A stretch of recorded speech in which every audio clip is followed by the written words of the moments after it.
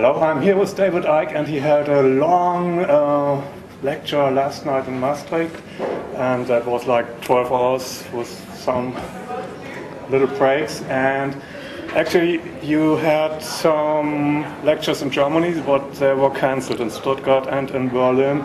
So political correctness is really, it's going around all over the world. Or what is your impression? Is it especially bad in Germany? And it's a shame for my country, actually, but what do you think of that? Is it coming everywhere that that free speech isn't anymore? Germany is a tyranny, masquerading as a free country. Something like 14 venues in Germany either took our booking and then cancelled after the ultra-Zionist hate groups lied about what I would say, or they wouldn't take the booking in the first place. It's an extraordinary thing that Germans will walk along the street every day thinking they live in a free country, thinking that they have a democracy, that they are not a dictatorship, when the opposite is the case. What happens is, if a venue takes a booking, once the address and location is revealed, the tickets go on sale, ultra-Zionist hate groups, ironically, who say we must stop hate while being full of it, because what do these ultra-Zionist hate groups seek to do? They seek to make the public hate their targets. They demonize their targets, trying to get the public to hate them. So they're hate groups, and they are the very epitome of everything they claim to stand against. Ironically, they are also acting in precisely the way the Nazis did in Germany, and like every other tyranny does. If you're going to control a country in a dictatorial way, you have to control the flow of information. The Nazis did this. What did the Nazis do when they were seeking power and imposing total power? They burned the books. They broke up meetings, banned meetings, public meetings of those who were putting another view or challenging and exposing the Nazis for what they were doing. And they were right about what they were saying the Nazis were all about. So here we have, Joe, a situation where people who claim to be anti-Nazi, who claim to be anti-hate, seek to demonize and get the public to hate their targets, and use that disgusting technique to do what the Nazis did, which was to silence any opposition to the prevailing narrative of the state, and indeed the narrative of the ultra-Zionist hate groups. And Germans have a choice. They can go on accepting this, but at least be honest with themselves that they do not live in a free country. They live in a tyranny. Or they can say, and come to an understanding, hey, we don't live in a free country, do we? We live in a tyranny, and do something about it. I have been learned all my life, I've been told all my life, that German people are strong, that German people don't take crap, right? Yeah. German people currently are taking crap every day. They're having their country taken over, their freedom deleted by what is a tiny handful of anti-Zionist hate groups. And that is the story of the whole control system. Its whole foundation of control is intimidation. Yeah. When you're not intimidated, it doesn't know what to do. It's like these hate groups, these Zionist hate groups, that, you know, me and Jamie have faced. When you're not intimidated by them, they lose their power. And you know, when they shut something down, then you just build something up. Okay, so they're going around, you know, like the fairground. They're going around with the hammer, and it just keeps coming up here. Yeah. So yeah, hello, all right, hello, whoa, hello, over here. I won't succeed. That's my opinion. But you think you say that's all part of a plan to control the whole world. So it's in Germany, but it can happen everywhere, and it starts with that you are not allowed to question what's going on. Exactly. You're doing that. You're talking about Agenda 2015 and 2030. Can you elaborate a bit about the plans that are coming or that they want to come up and hopefully are not coming? Well, let's just take it on, and I'll bring it round to that. Yeah. How the freedom to speak in Germany, and this is other places as well, happening in Britain, is done, is the ultra-Zionist hate groups, a tiny number of people. Most Jewish people don't even know they exist. I've talked to Jewish people. I said, "Have you heard of this organisation that's trying to stop me speaking?" They said, "No, mate, never heard of it." And this is the sad thing. And in another way, a disgusting thing, is that these tiny group of hate-filled bigots are doing it in the name of Jewish people in general, when Jewish people in general don't even know it's happening. And what happens then is people get tarred, the whole of Jewish people get tarred with the actions of the tiny few. So as I've said in the new book, Everything You Need to Know But Have Never Been Told, these hate groups are not just the enemy of freedom, they're the enemy of the Jewish people. And what happens is they contact venues, and when you get the odd one who would resist and say, no, we're going to let him speak, or at least won't fold immediately, they then get threats. They threaten the people, they threaten the staff. They threaten the venue or the venue group or the hotel group with financial consequences and a boycott if they allow me to speak. Not only in Germany. Not only in Germany. No, not only in Germany. Yeah. Increasingly wider and wider. But Germany is fundamentally a major example of this. What this is part of, to go into the wider question you pose, it is an expression of this absolute global war on freedom of speech. And it's happening for this reason. If you're going to control a vast number of people, and there's only a few of you, you have to control the flow of information, because you can't control them physically. They want to do that with technology and what's called transhumanism, but at the moment they have to control people by controlling one simple thing: the people's perception of reality, the people's perception of events. These ultra-Zionist hate groups, for instance, as an example, are trying to manipulate the perceptions of the population and the perceptions of these venues, that I'm some kind of hate preacher, when I'm talking about the fact we need to love each other. I'll leave the hate to them. And so if you control perception, you control people's behavior, you control what they will believe, what they won't believe, what they'll do, what they won't do, what they'll challenge, what they won't challenge, what they'll accept, what they won't accept. Now, what has been happening with the development of the internet is that the internet is a almost perfect system of perception manipulation and mass surveillance.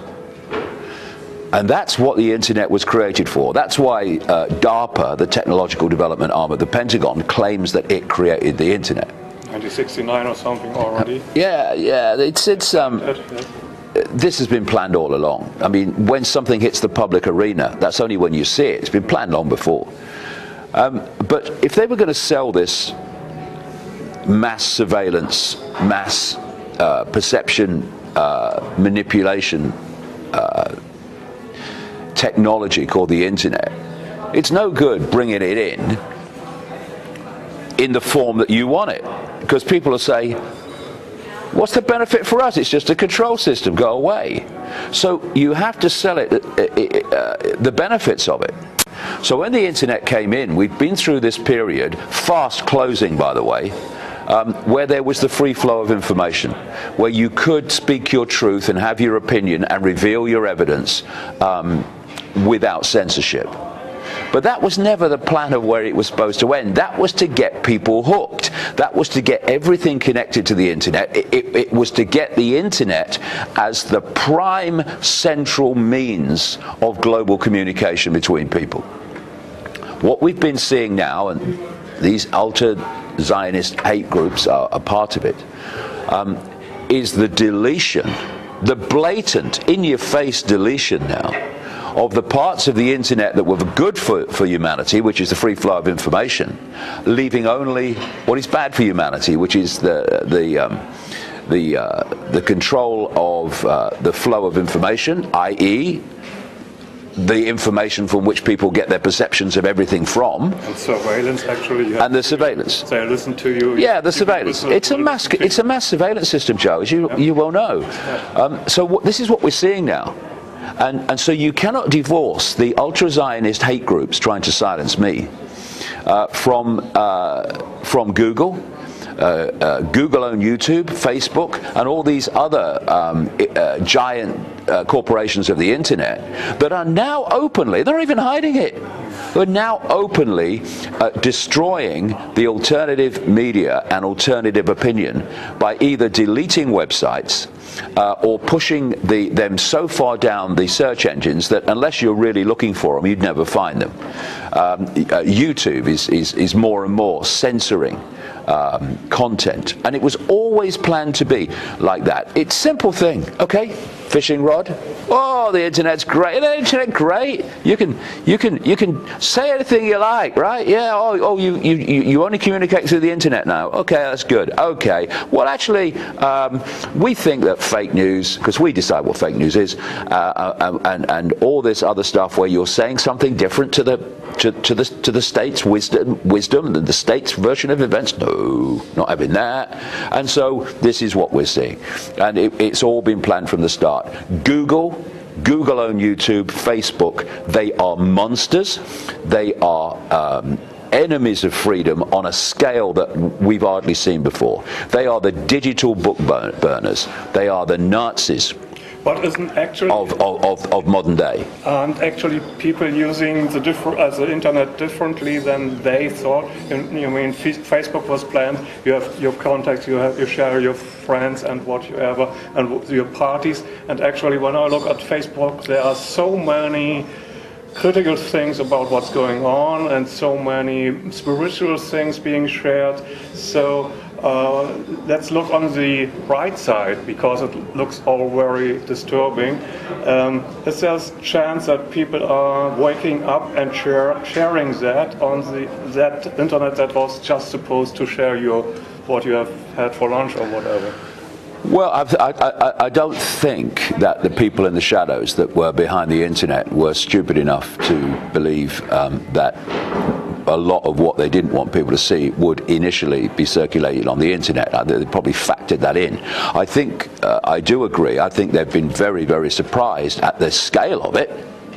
And you see, what happens when you're given a certain view of the world, and that's all you get from cradle to grave, which is basically what most people get, then your perceptions are formed from that sense of reality, from that information received. What the alternative media has done in this intervening period before the censorship began is to give people another way of looking at the world and world events, and it's had a massive effect, because people have said, hold on a minute, this makes more sense than what we've been told up to this point.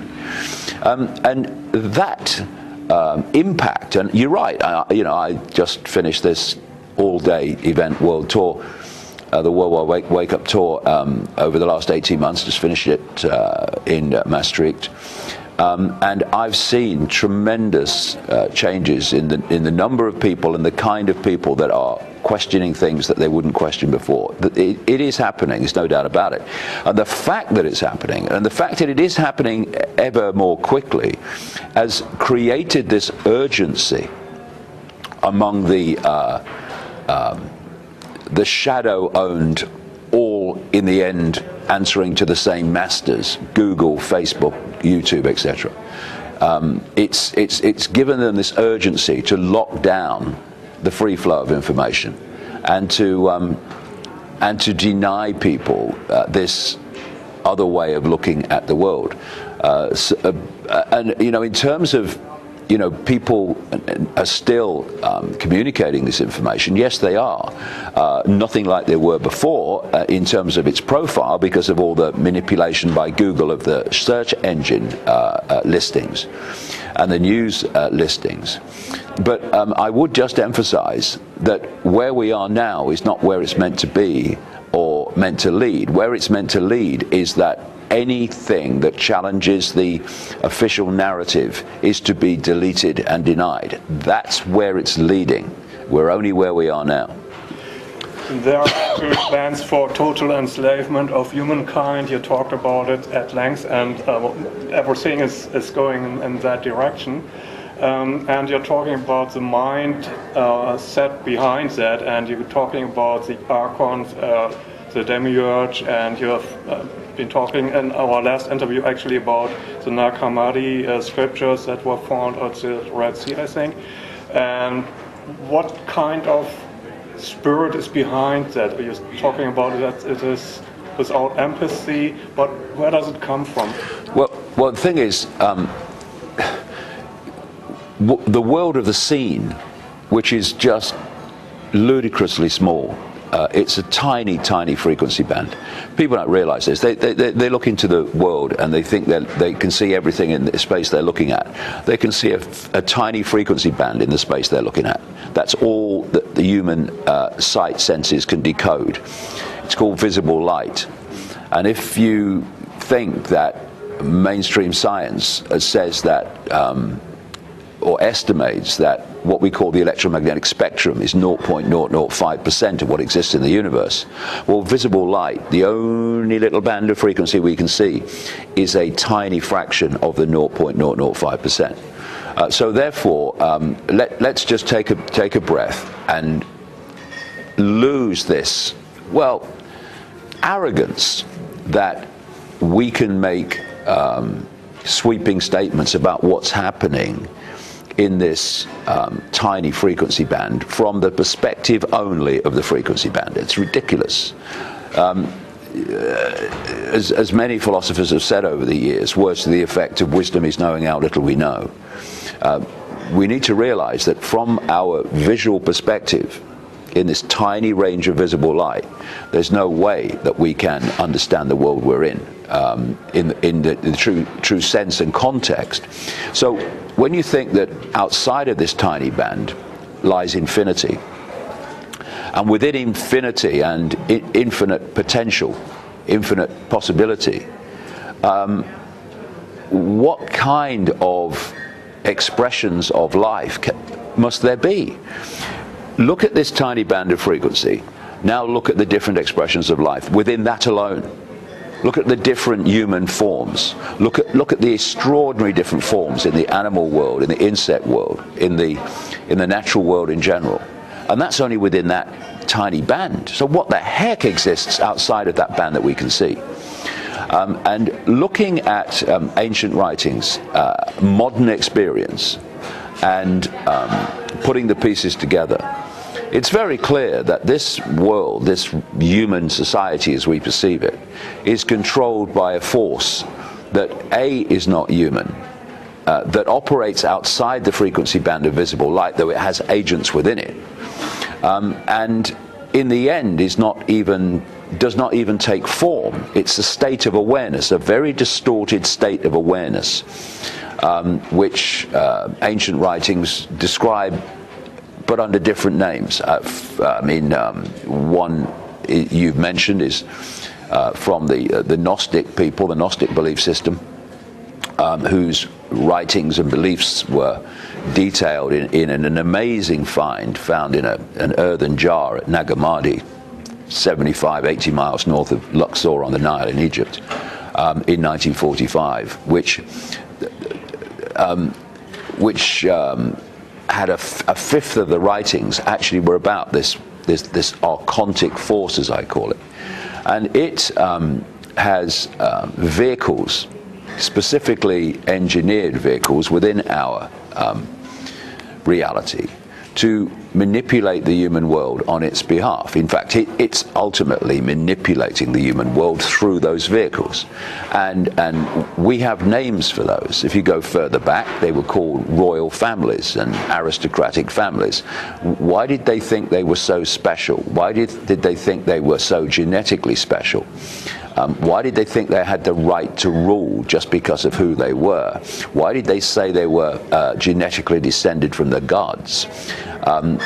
And we have another name for them these days. We call them the 1% or the less than 1%, that actually control now around 50% of the world's wealth and expanding, that control the media, that control the banking system, that control governments, and which next puppet is going to become president or prime minister, that control the foundations, belief systems of mainstream science, that control the pharmaceutical industry, wherever you look. And what we were talking about earlier, these interbreeding bloodlines some like the British royal family still call themselves royal, but what were the royal families before and the aristocratic families before are now wear dark suits and operate in politics and all these areas that I'm talking about. But what they're doing now is exactly what we've just been describing. They have taken over the media. They've taken over the print media a long time ago. In fact, they created most of it. They've taken over the television media and the radio media, and again, created most of it. And what they are now doing is moving the major source, the prime source of information that people receive, onto the internet and controlling it through a handful of internet giant corporations. So the 1% control, the 1%, which is a vehicle for this archontic force, this archontic distorted awareness, as I would call it, controls Google, controls YouTube, controls Facebook, controls the print media, controls governments, controls the banking system, controls Hollywood. And of course, as I travel around the world, Hollywood has been and continues to be one of the greatest forms of mind control, perceptual control, ever invented. How many people get their perceptions of historical events from Hollywood movies and not from truth? It is the home of fantasy in so many different ways, and of course, so many times the Hollywood network of... And that's the turf of the archons, the fantasy and the illusion. Yeah, I mean, the owners of Hollywood have been exposed again and again for being in cohorts with the CIA and other agencies to produce films to give people a certain impression of something that is not true. So what the alternative media has been, for obvious reasons, internet-based, most of it, because when I started out, communicating this information was done simply by traveling large distances, talking to next to nobody, and then going on to the next meeting, talking to next to nobody.